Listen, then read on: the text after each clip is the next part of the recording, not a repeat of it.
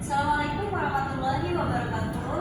Waalaikumsalam warahmatullahi wabarakatuh. Perkenalkan Bapak Ibu, saya salah satu calon guru penggerak yang ada di SMK Negeri 2 Kabupaten Taranggiri. Semuanya kurang lebih ada 10 guru penggerak di sini. Salah satunya yaitu saya. Izinkan Bapak Ibu, saya akan memaparkan budaya politik yang akan memenuhi tugas saya di calon guru penggerak angkatan 10 ini, terutama di modul 1.4. Ya, 1.4. Bapak Ibu masih semangat? Masih. Masih semangat ya? Oke, sama semangat, kita tepuk semangat dulu ya. Boleh. Tepuk semangat. Semangat. Semangat ya. Oke. Yang semangat. Oke. 3, 2, 1. Tepuk semangat. Semangat.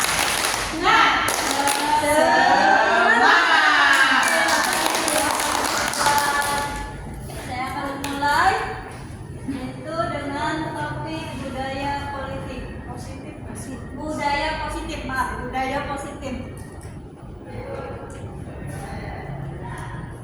Topik yang akan disampaikan yaitu disiplin positif dan nilai-nilai kebajikan universal.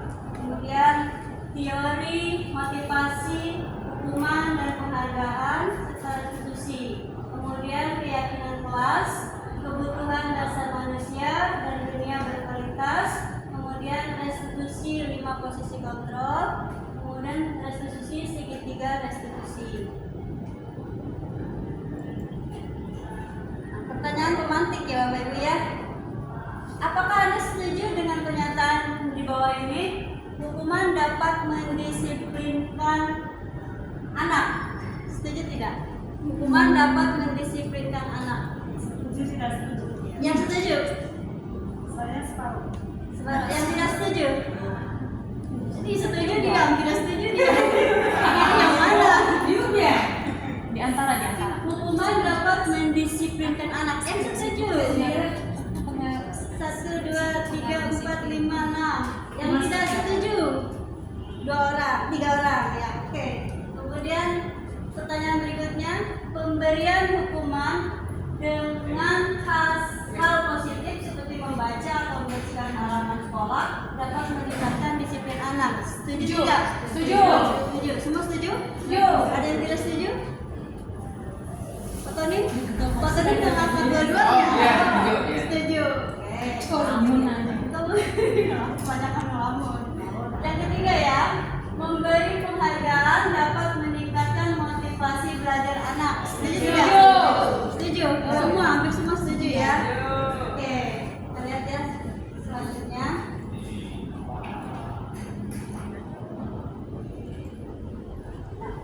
Maksud pendidikan menurut Ki Hajar Dewantara di modul 1.2 yaitu kita akan mengarah kepada kodrat manusia. Maksud pendidikan itu adalah menuntun segala kekuatan kodrat yang ada pada anak agar mereka dapat mencapai keselamatan dan kebahagiaan yang setinggi-tingginya baik sebagai manusia maupun anggota masyarakat. Itu menurut Ki Hajar Dewantara, dasar-dasar pendidikan poin 1 paragraf 4 di tahun 1936. Lanjut ya.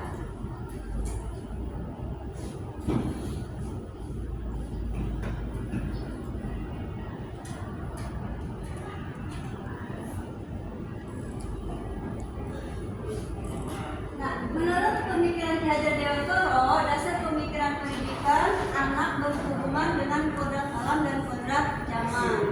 Apa itu kodrat alam? Berkaitan dengan sifat dan bentuk lingkungan di mana anak itu berada. Kemudian apa itu yang disebut dengan kodrat zaman?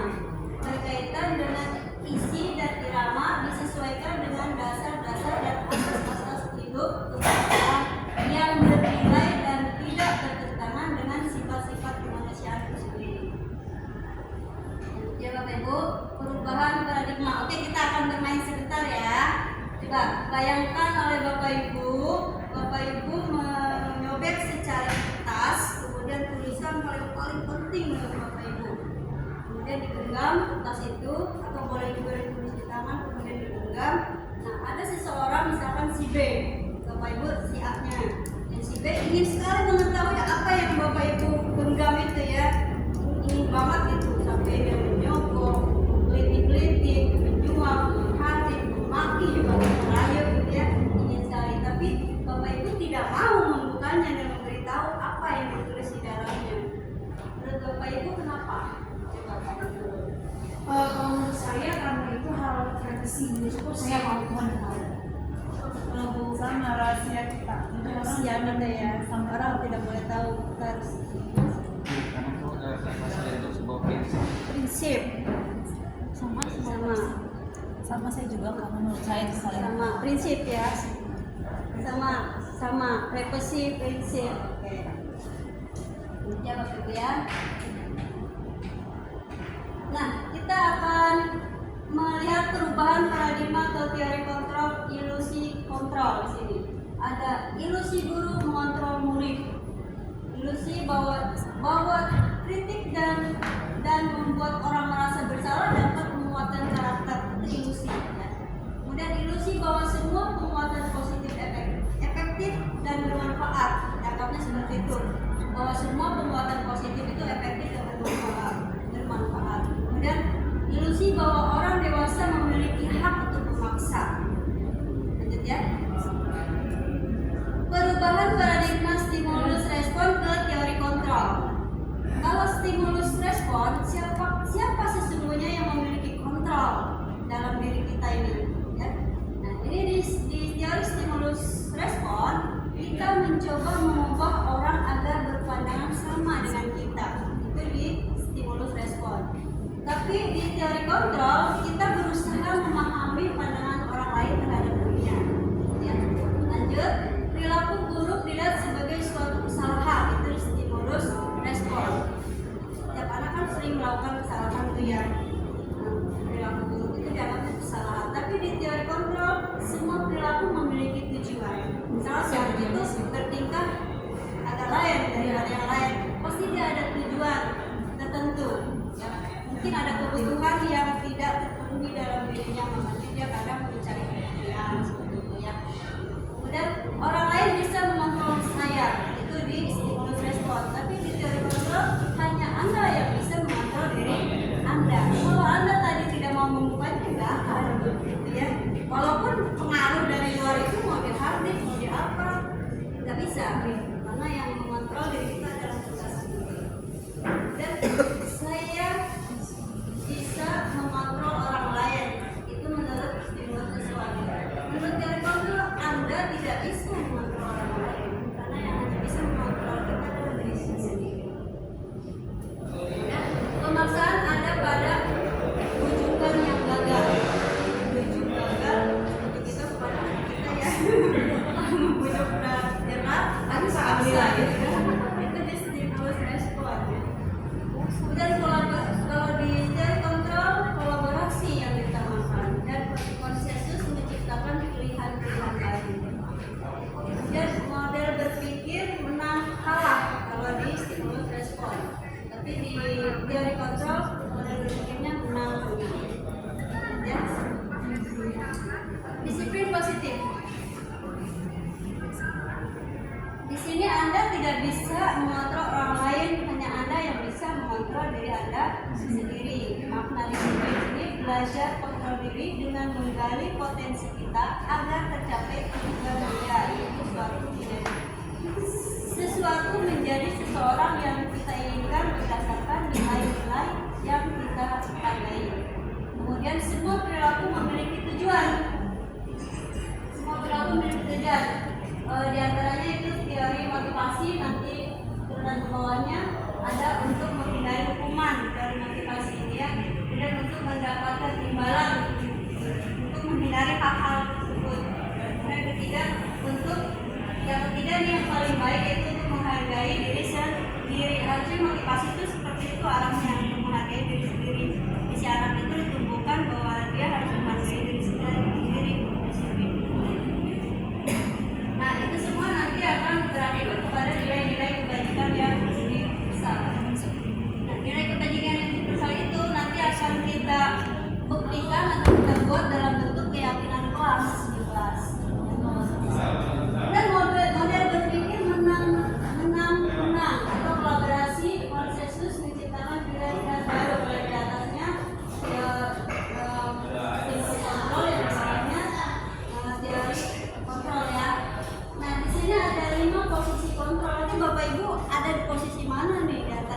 ini? Apakah sebagai penghukum, sebagai teman, apakah sebagai membuat merasa bersalah, sebagai manajer, sebagai pemantau, ya. Dan segitiga restitusi, yaitu menstabilkan identitas, memvalidasi kebutuhan, menanyakan keyakinan. Nah ini nanti yang akan seharusnya kita lakukan di lingkungan sekolah dan didik. Restitusi segitiga ini. Kemudian realisasi kebutuhan kita berbeda, kita berusaha memahami pandangan orang lain tentang dunia. Setiap orang memiliki gambaran yang berbeda. 5 kebutuhan dasar manusia kita tahu untuk orang dewasa, anak-anak, tentu semuanya memiliki 5 kebutuhan dasar, itu bertahan hidup, penguasaan, kasih sayang dan ingin dihargai, diterima, kesenangan dan kebebasan.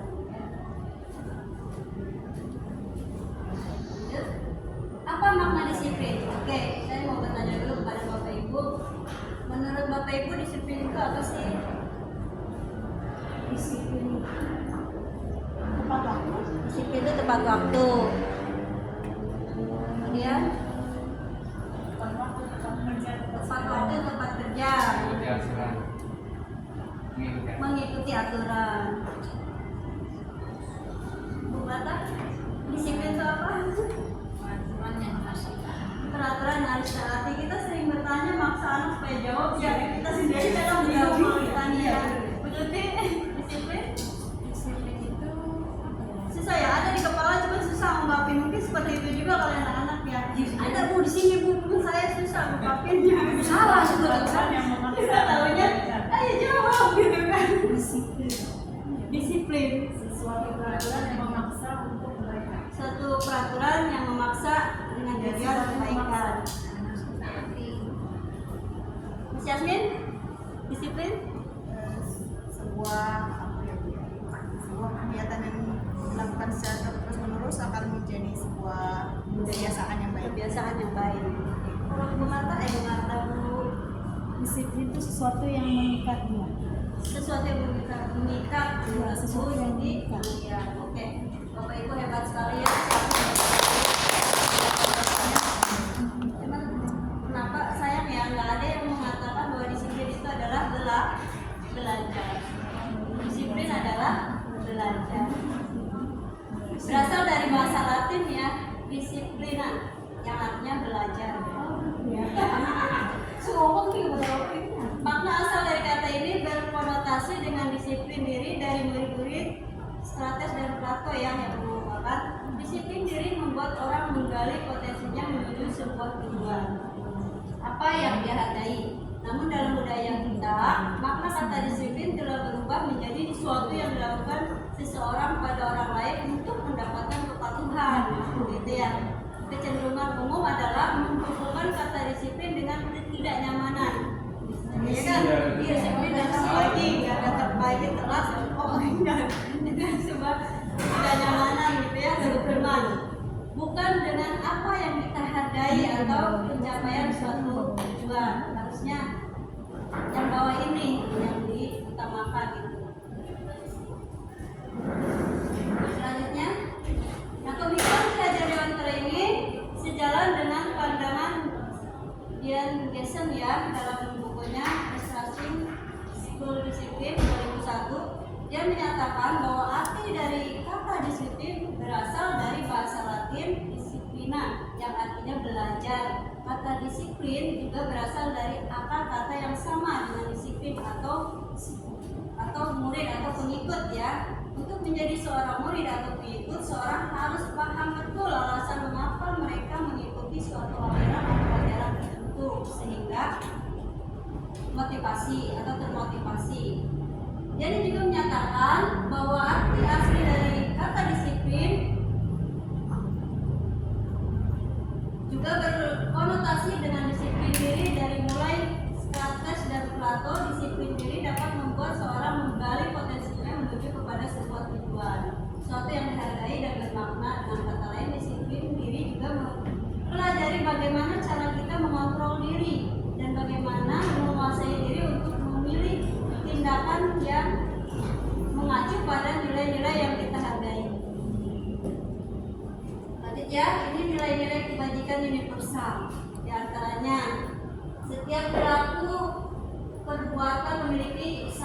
tujuan. Itu menurut William berdasarkan teori kontrol 1984. Kemudian mengaitkan nilai-nilai kebajikan yang diyakini seorang, maka motivasi intrinsiknya akan terbangun sehingga menggerakkan motivasi dari dalam untuk dapat mencapai tujuan mulia yang diinginkan. Kemudian nilai-nilai kebajikan yang ingin dicapai oleh setiap anak Indonesia kita kenal dengan profil pelajar Pancasila, di mana profil pelajar Pancasila karakternya ada beriman, bertakwa kepada Tuhan Indonesia, berharap mulia, mandiri, berbalas kritis, berkebinekaan global, dan bergotong royong serta kreatif. Dari motivasi perilaku manusia. Dalam perilaku manusia itu dipengaruhi dua unsur atau pengaruh ya, ada pengaruh dari luar dan pengaruh dari dalam. Dari luar yang ekstrinsik, dari dalam yang intrinsik. Poin nomor 1, untuk menghindari ketidaknyamanan hukuman, apa yang akan terjadi apabila saya tidak melakukan biasanya seperti itu? Orang berpikir tidak menghindari hukuman atau ketidaknyamanan, saya harus patuh gitu. Itu sebenarnya motivasinya eksternal kalau hukuman ya.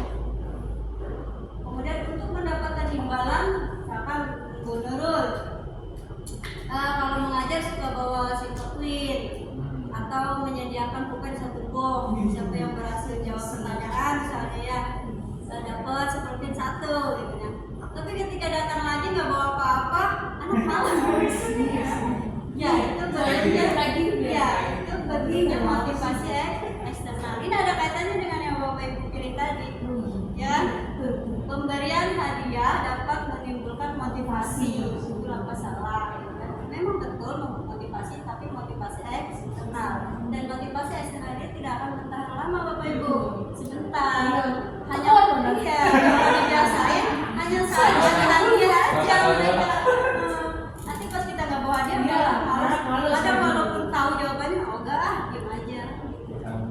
Ya, motivasi juga, cuman motivasi eksternal. Pengaruh dari luar itu nggak bertahan lama. Yang bertahan lama apa? Yaitu motivasi yang internal. Di sini untuk menghargai diri sendiri. Jadi kita membangun motivasinya itu anak-anak agar paham bahwa disiplin itu untuk menghargai diri sendiri. Saya akan menjadi orang yang seperti apa bila saya melakukannya, misalkan saya sering melanggar, nanti saya jadi apa nantinya, itu yang harus dibangun. Itu saya sukapkan, itu tawuran, nanti jadi apa saya gitu ya, itu yang harus dibangun dari dalam. Itu yang akan bertahan lama, yang akan berubah karakter seseorang lebih baik. Kemudian 3 motivasi perilaku manusia ya. Ini ada kaitan sama jawaban yang Bapak Ibu tadi. Yang pertama, ada 3 pertanyaan ya. Pertanyaan tematik tadi. 3 motivasi perilaku manusia. 1, untuk menghindari ketidaknyamanan atau hukuman ini adalah tingkat rendah dari motivasi perilaku yang tadi, bahwa hukuman bisa menimbulkan motivasi. Nah ini dijawab di sini ya, di nomor 1. Kemudian yang kedua, pemberian hadiah ya. Pemberian hadiah merupakan motivasi yang baik atau tidak, dari dijawab di nomor 2. Untuk mendapatkan imbalan atau penghargaan dari orang lain, 1 tingkat di atas motivasi yang pertama. Ini orang yang berlaku untuk mendapatkan imbalan atau penghargaan dari orang lain. Orang dengan motivasi ini akan bertanya, apa yang akan saya dapatkan nanti seperti itu. Saya kalau saya jawab, saya dapat apa Bu? Begitu. Kalau begitu. Yang ketiga ini tadi yang lebih baik kita lakukan untuk menjadi orang yang mereka inginkan dan menghargai diri sendiri dengan nilai-nilai yang mereka percaya. Orang dengan motivasi ini akan bertanya, akan menjadi apa yang seperti apa bila saya melakukannya. Jika saya melakukan nanti jadi apa saya untuk tawuran, datang sering telat. Itu ya. Ini Bapak Ibu. Merdeka belajar maksudnya ya. Menurut Ki Hajar Dewantara, merdeka itu artinya tidak hanya terlepas dari perintah, akan tetapi juga cakap buat memerintah diri sendiri. Nah, kebutuhan dasar manusia yang saya sebutkan tadi ada 5 tadi tuh ya. Nah, di sini akan kita jabarkan kembali. Nah, ini ada 5 kebutuhan manusia baik orang dewasa maupun anak-anak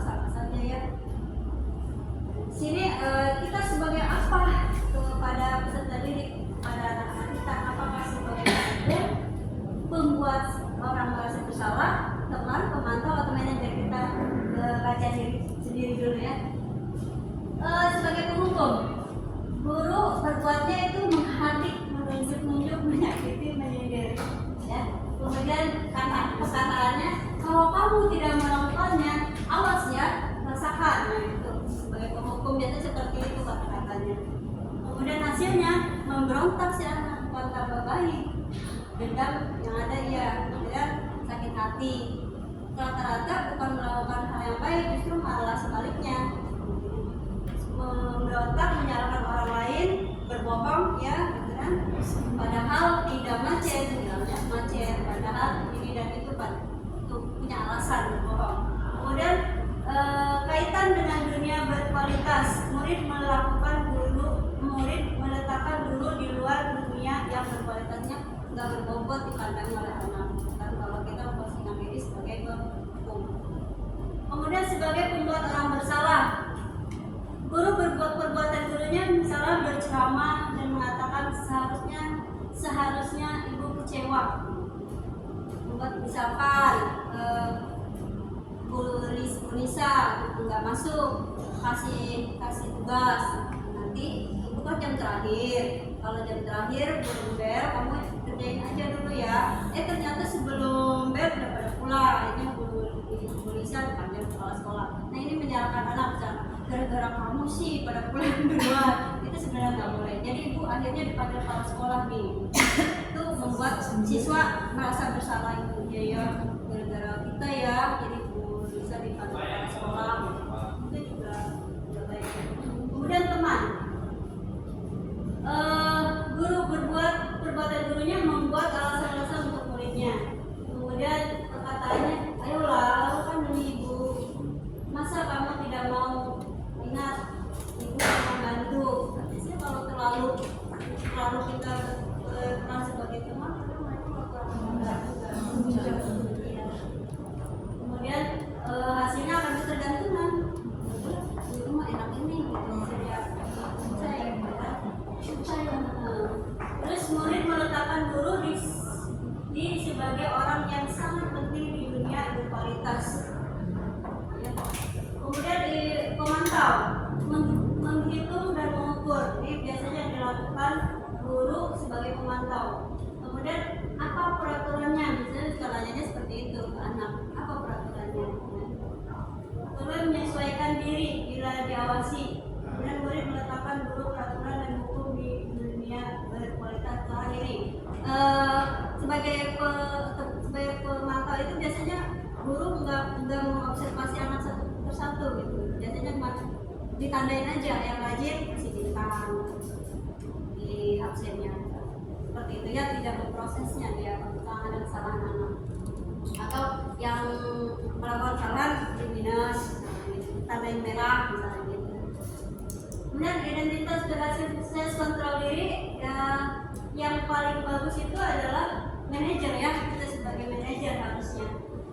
Guru perbuatan gurunya mengajukan pertanyaan jika si anak melakukan kesalahan, misalnya datang telat, tanyakan dulu, kenapa kamu telat? Nah, kami langsung jawab hukum dan sebagainya. Tanyakan dulu alasannya. Siapa tahu udah berusaha dari rumah sebenarnya ya udah maksimal banget gitu kan.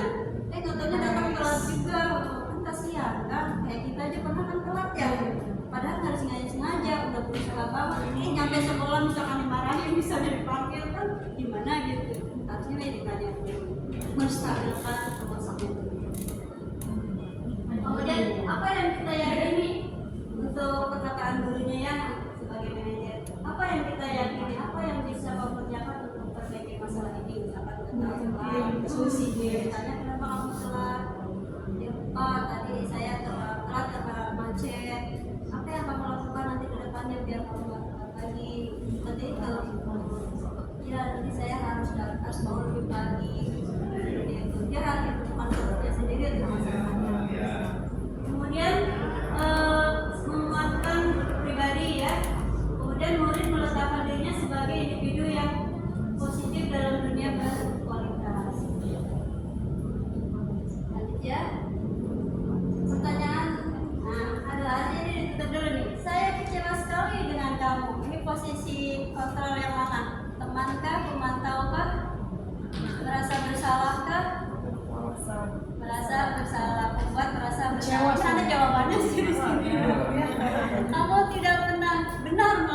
alasannya. Hukum biasanya ngomong seperti itu. Dasar kamu, kamu lagi. Ayolah, lakukan demi ibu bapak Dari teman ya. sebagai teman. Ya. Apakah kamu mau mendapatkan stiker atau bintang yang saya bilang tadi itu sebagai pemantau? Hanya nandain aja kalau anak bertingkah nggak benar, tandain misalnya bukan merah, atau anak yang rajin bintang, tidak dipanggil ditanya misalnya di proses. Apakah kamu mau bagaimana kamu bisa menyelesaikan masalah ini? Ini berarti sebagai manajer dan membiarkan si anak mencari solusi. Pikiran. Kamu selalu yang paling terakhir.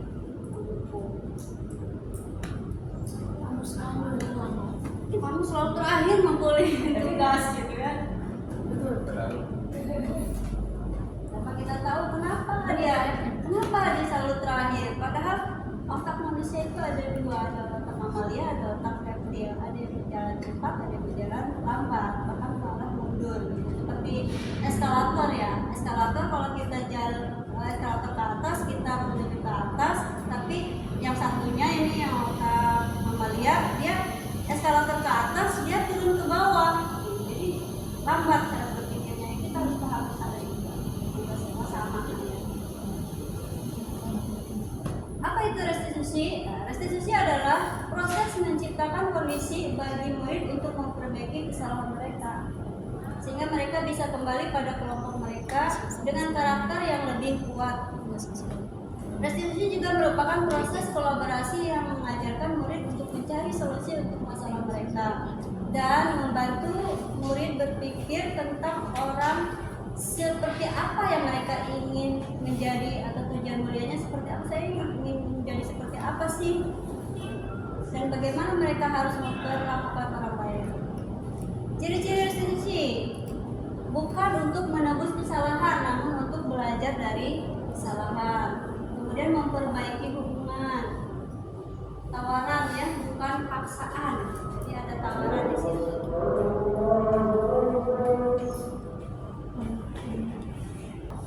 Ya.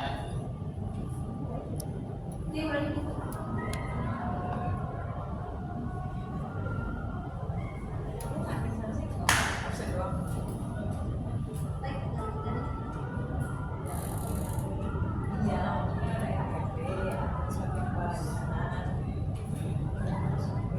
Selanjutnya tadi 50 program kita sudah ini ya. Kemudian apa itu restitusi? Sudah.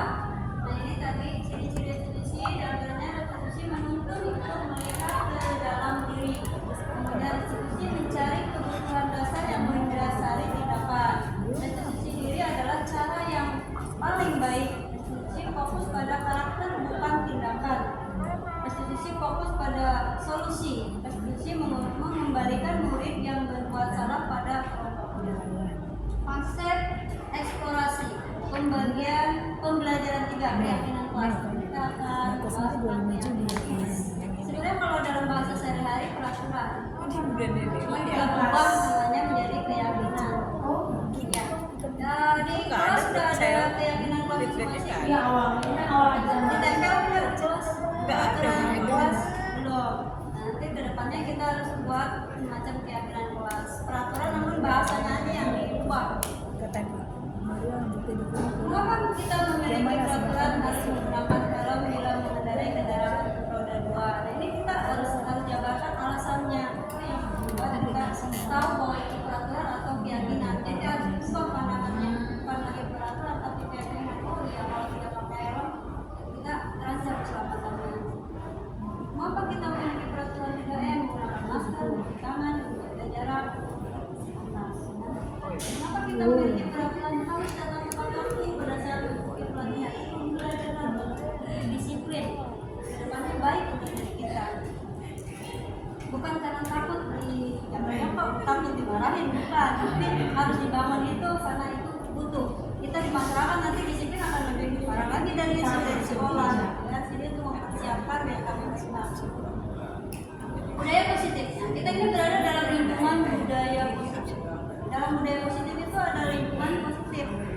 Di dalam lingkungan positif kita harus membuat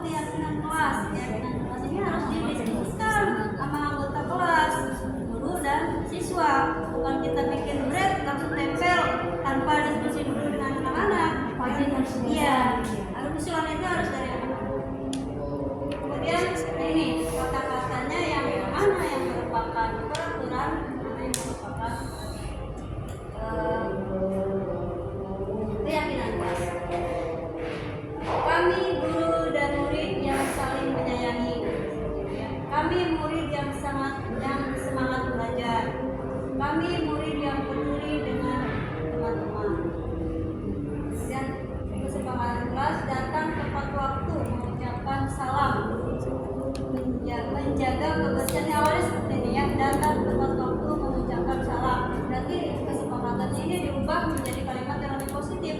Kami guru dan murid yang saling menyayangi, yang menjaga kebersihan sekolah, kemudian aktif dalam pembelajaran. Kami murid yang peduli dengan teman-teman. Nah, kegiatan pendalaman keyakinan kelas ini pakai model Y dan T, ya. Dimana di sini harus ada rasa hormat, belajar, diterima dan dimiliki. Hormat maksudnya kami meyakini bahwa sangat penting untuk menghormati semua orang dan barang milik orang lain.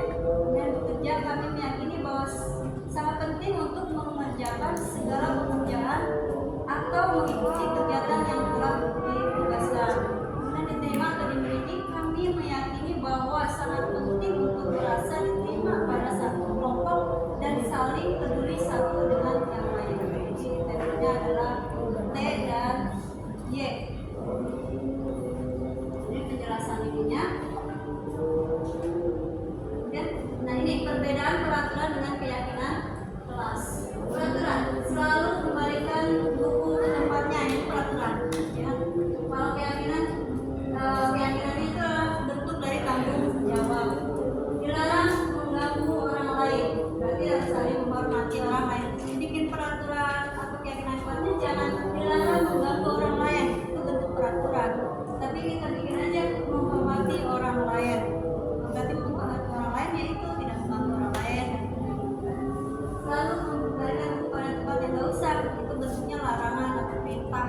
Peraturannya bikin aja bertanggung jawab. Hadir di sekolah 15 menit sebelum pembelajaran dimulai, ini bentuk peraturan.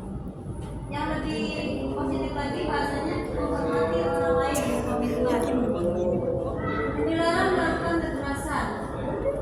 Dilarang itu adalah bentuk peraturan. Harusnya keselamatan menghormati orang lain. Dilarang menggunakan narkoba, menggunakan bergantian atau menunggu giliran menghormati orang lain, bersabar. Gunakan masker, kesehatan, keselamatan. Jangan berlari di kelas atau koridor, keselamatan. Perubahan pada modul 1.4 angkatan 5, penambahan materi pada dihukum oleh penghargaan yang semula ada 5 unsur kasih riset menjadi 8. Itu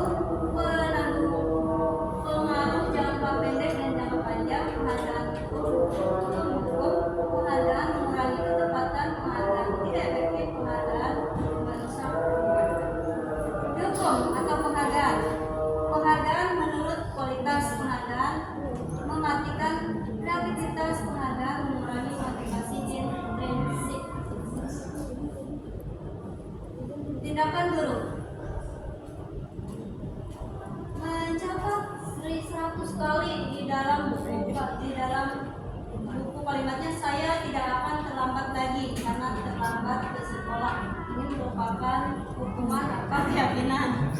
Jelas pasangan ya. Kemudian lari mengelilingi lapangan basket 2 kali karena terlambat hadir di sekolah. Ini juga hukuman. Lari mengelilingi lapangan murid diminta untuk push up 15 kali, 100 kali, 50 kali. Ini hukuman. Menggantikan kertas tugas teman yang telah dicoret-coret, berarti ini mah bukan hukuman, konsekuen, harusnya gitu. Menumpahkan misalnya, ayo dibersihkan kembali, berarti itu kan konsekuen. Itu bukan bentuk hukuman. Iya. Murid disuruh untuk mengenakan sepatu seharian di sekolah karena tidak menggunakan sepatu hitam. Ini hukuman. Gara-gara gak pakai sepatu hitam, dicopot sepatunya seharian gak pakai sepatu. Kemudian lari mengelilingi lapangan basket 2 kali. Konsekuen lari mengelilingi lapangan basket 2 kali karena terlambat 10 menit untuk pelajaran berjawab, bukan hukuman itu ya. Konsekuen. Perbedaan hukuman dan konsekuen ini. Suatu yang menyakitkan harus terjadi itu dalam hukuman. Jadi biar menimbulkan efek jerah maksudnya. Jadi ya kadang dengan fisik gitu ya. Kerja atau menjongkok menyakiti fisik harus kita hindari karena anak juga manusia sama. Yang ada timbul bukan yang disiplin malah rasa dendam dan sakit hati, bukan malah lebih baik. konsekuensinya harusnya sesuatu harus terjadi, ya, membuat anak sakit fisik maupun untuk pemanusiaan ya. Mendorong anak menyakiti diri sendiri, konsekuensi yang buruk, anak belajar untuk menyembunyikan kesalahan, marah, rasa bersalah, memalukan, merasa tidak dihargai. Identitas sukses, konsekuensi. Sesuatu harus terjadi, restitusi merupakan pilihan ya. Kemudian hukuman, tidak nyaman untuk murid anak-anak jangka waktu panjang. Jadi, hukuman seperti inilah nanti dampaknya, konsekuensi seperti ini, restitusinya seperti ini.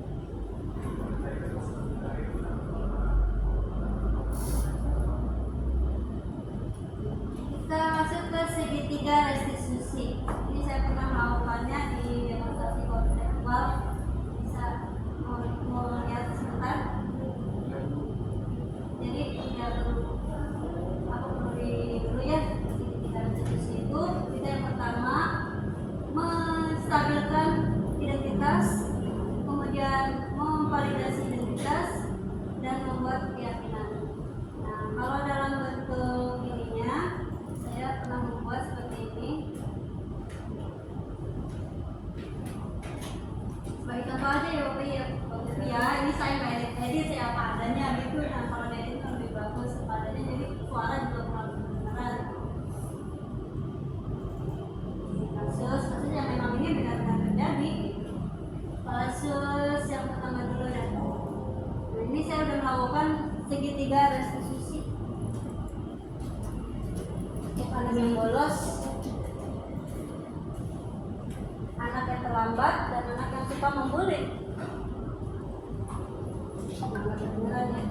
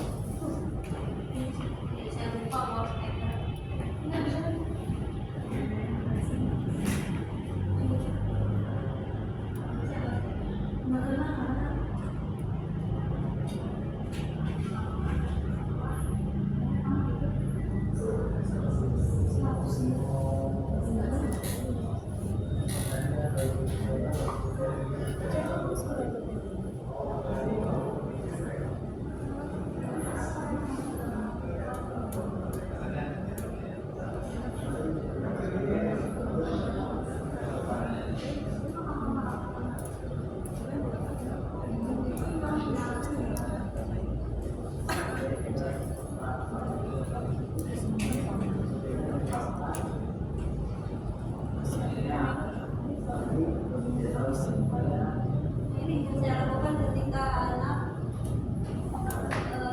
dibully, kemudian dia marah sampai menendang kursi. Ini kasus asli apa drama Bu? Maaf, di luar. Kalau di TKN mah banyak yang lebih asli dari ini. Ya salah satunya ya kasus asli sih. Salah satunya. Kalau TKN yang banyak kayaknya biasa. Nah, ini sebelum menstabilkan siswa kita dulu yang harus stabilkan emosi kita. Kita jangan langsung marah dan menghukum. Dan bahas tuh.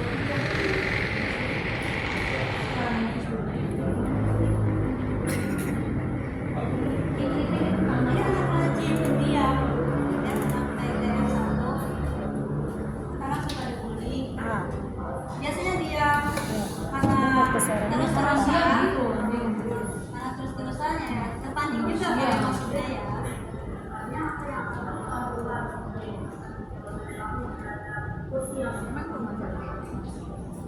Seperti itu.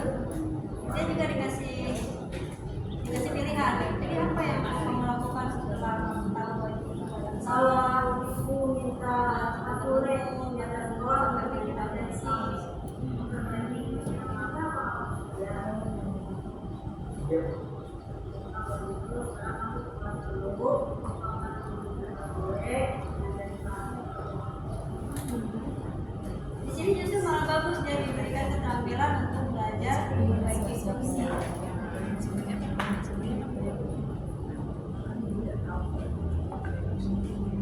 Jadi dia bertanggung jawab.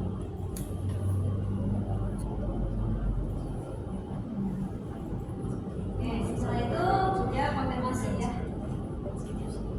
Menyadari akan kekeliruannya.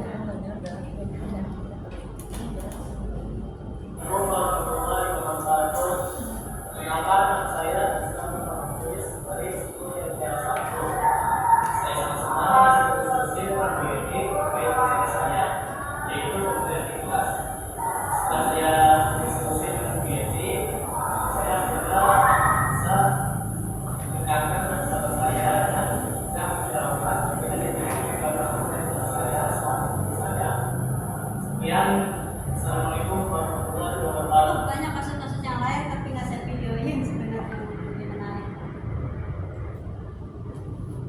Kasus yang kedua dan nggak bosan ya.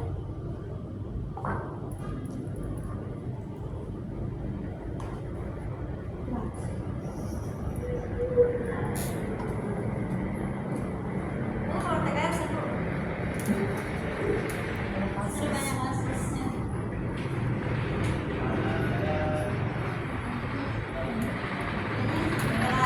Alasannya asik sama alasannya baru begitu aja aja.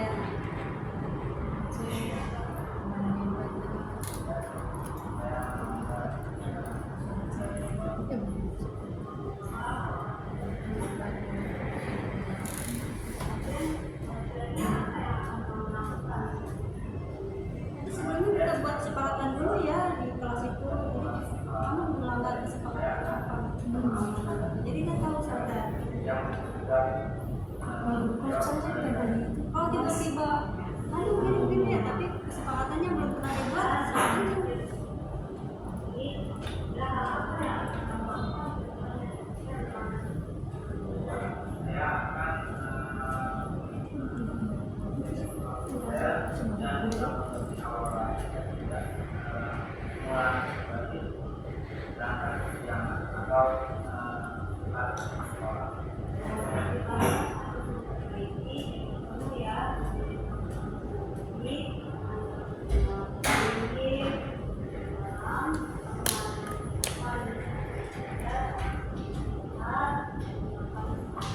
Nah, itu apa yang terjadi? Mereka dekat, akrab. Terus nggak ini, nggak menunjuk diri, terbuka. Kita nggak, ini kan hukum, jadi hukum baik. Itu menutup diri nggak sempat tuh masih udah dewasa. Kemarin kemudian Gini, di depan kelas loh, dengan teman-teman. Assalamualaikum warahmatullahi wabarakatuh. Perkenalkan, nama saya Iqbal Setiawan dari kelas 11 PKR 3. Saya senang bisa berbincang kepada Suyati karena masalah saya semua bisa diselesaikan dengan baik. Masalah saya di sekolah yaitu telat berangkat ke sekolah. Kenyataan itu saya tidak bisa mengatur manage waktu berangkat ke sekolah dan alhamdulillah saya bisa mengatur waktu untuk berangkat ke sekolah lagi dan saya tidak akan mengulangi berangkat sekolah lagi ke sekolah. Ya, terima kasih. Wassalamualaikum warahmatullahi wabarakatuh. Seperti itulah kira-kira kalau restitusi, segitiga restitusi. Karena kita pertama lakukan kalau anak ada penyimpangan perilaku, misalnya melanggar peraturan, pertama menstabilkan emosinya dia dulu. Kan?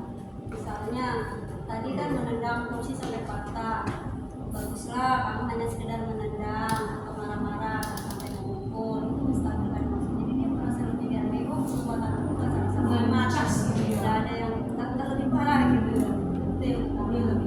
Yang kedua ya memvalidasi tindakan yang salah bahwa perbuatannya itu salah. Kalau melanggar keyakinan gimana? Ya bu, saya tidak menghargai teman.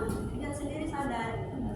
Yang ketiga itu menanyakan keyakinan yang dia perbuat itu melanggar keyakinan apa dan memvalidasinya. Kemudian ada solusi di sini tadi kita sekalian juga memberikan solusi dan memberikan keterampilan tambahan sama seperti itu. Kita lanjut ya. jadi kalau solusi itu di depan